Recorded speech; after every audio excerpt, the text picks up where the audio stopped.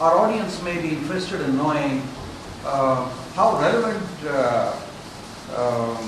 the American Customer Satisfaction Index is to emerging markets like India, or is this largely being used in, if I may use the word, more mature, developed countries? So we want to offer some thoughts on this. That's a very interesting question. It's something that we've noticed.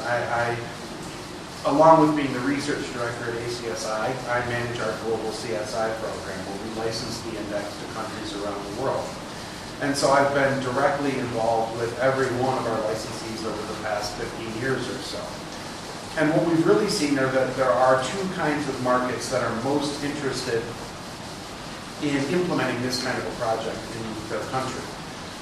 One are the recently emerging kind of market where they're still getting up to the level of a more mature market, but it's happening rapidly.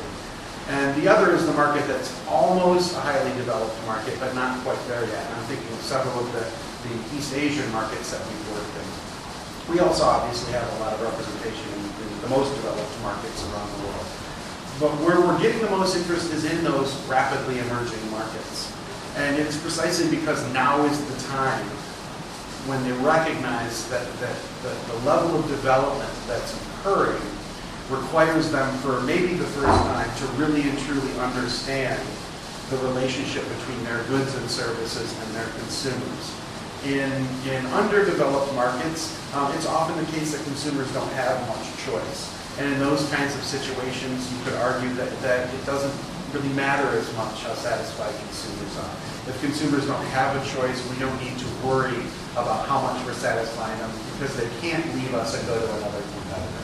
It's when you get to that stage where growth is happening so rapidly and companies are competing so fiercely for market share that you really start to recognize the deep value of a tool like this customer satisfaction index.